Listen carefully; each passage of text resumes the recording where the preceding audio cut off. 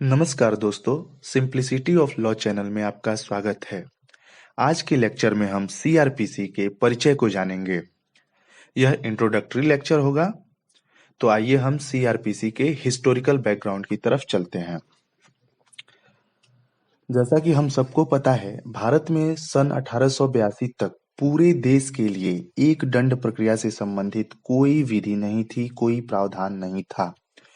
उस समय भारत प्रेसिडेंसी नगरों, हम सब जानते हैं भारत में 3 प्रेसिडेंसी नगर हुआ करते थे, बंबई, कलकत्ता और मद्रास, और अन्य प्रांतों में भारत विभक्त था।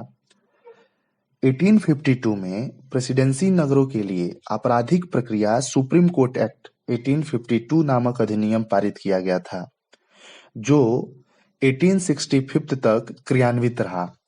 अब ये जो है आपराधिक प्रक्रिया सुप्रीम कोर्ट एक्ट 1852 नाम से जो अधिनियम है, यह उस समय प्रेसिडेंसी नगरों के लिए बनाई गई थी।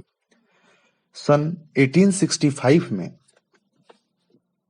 क्रिमिनल प्रोसीजर हाईकोर्ट एक्ट 1865 के नाम से दूसरा अधिनियम बनाया गया, और यह अधिनियम आपराधिक प्रक्रिया सुप्रीम कोर्ट एक्ट 1852 के जगह पे बनाई गई, और यह भी भारत में सिर्फ प्रेसिडेंसी नगरों के लिए ही बनाया गया था।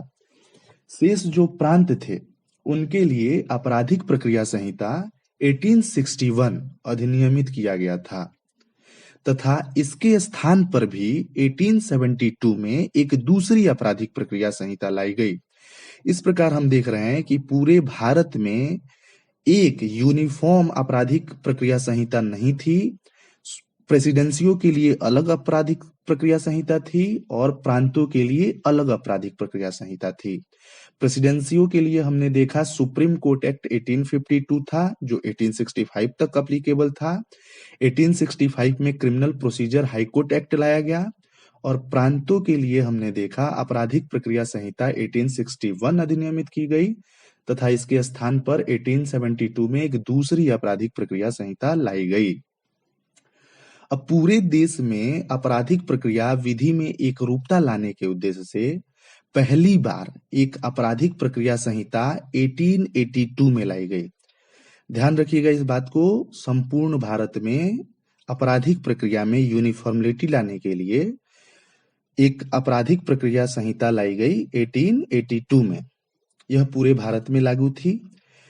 सन 1898 में इस अधिनियम के स्थान पर दंड प्रक्रिया संहिता 1898 लाई गई, और यह 1898 वाली दंड प्रक्रिया संहिता वर्तमान दंड प्रक्रिया संहिता जो 1973 की है, उसके प्रवर्तन के पूर्व तक लागू रही। सन 1898 की संहिता में कुल 565 धाराएं, 46 अध्याय तथा 5 अनुसूचियां थीं।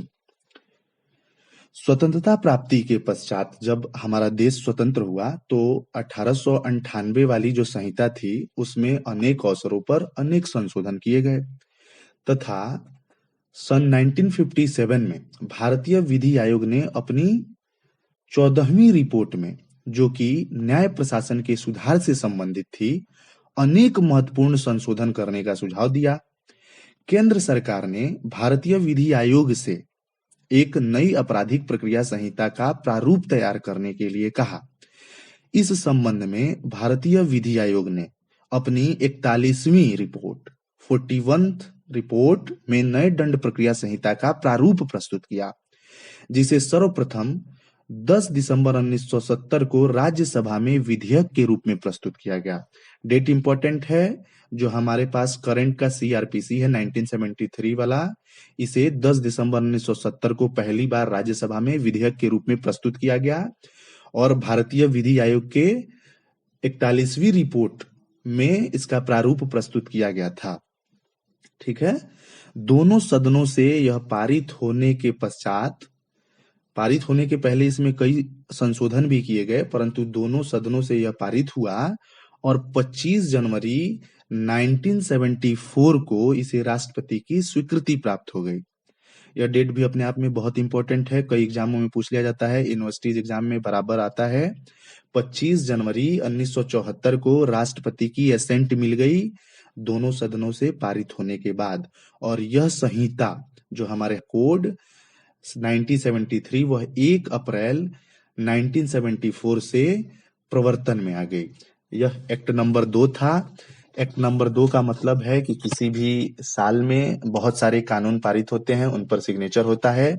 तो यह सिग्नेचर होने वाला दूसरा कानून था 1974 का, जब एसेंट मिली थी राष्ट्रपति की।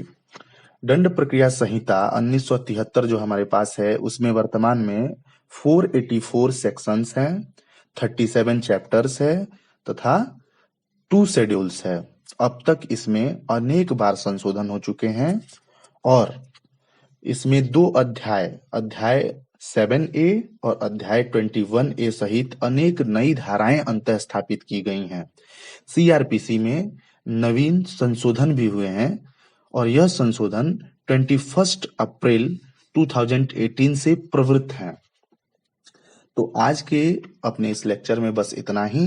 कल मिलेंगे फिर एक नए टॉपिक के साथ। सिंप्लिसिटी ऑफ लॉ चैनल पर बने रहिए, इसे लाइक, शेयर एंड सब्सक्राइब करिए और बेल आइकन दबाना ना भूलें ताकि कोई भी लेक्चर मिस ना होने पाए। Thank you. Have a nice time.